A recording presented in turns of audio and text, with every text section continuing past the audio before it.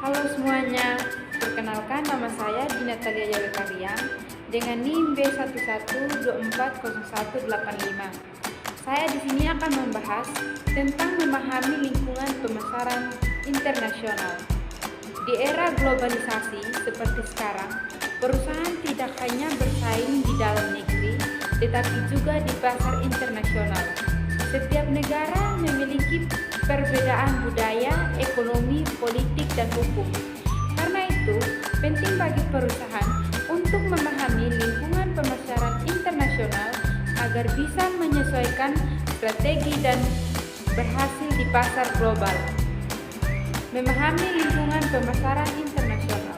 Pemasaran internasional berarti kegiatan memasarkan produk atau jasa ke luar negeri. Dalam prosesnya, perusahaan harus memahami berbagai faktor eksternal yang bisa mengurai strategi pemasaran. Tujuannya adalah agar produk atau jasa yang ditawarkan bisa diterima dengan baik oleh konsumen di negara lain. Kalau perusahaan tidak menyesuaikan diri, bisa saja strategi yang berhasil di Indonesia justru gagal di negara lain. Globalisasi dan peluang pasar internasional. Globalisasi memberikan banyak peluang bagi perusahaan untuk memperluas pasar ke berbagai negara.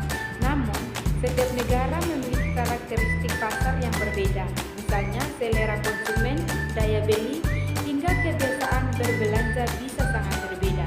Karena itu, perusahaan perlu memahami kondisi pasar agar dapat mengambil peluang dengan strategi yang tepat.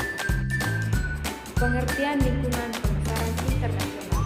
Lingkungan pemasaran internasional mencakup semua faktor di luar perusahaan yang memahami kegiatan pemasaran lintas negara. Faktor-faktor tersebut antara lain yaitu ekonomi, sosial, budaya, politik, hukum, teknologi, dan tingkat persaingan. Dengan memahami semua faktor ini, perusahaan bisa lebih siap menghadapi tantangan dan menyesuaikan produk serta promosinya di pasar luar negeri.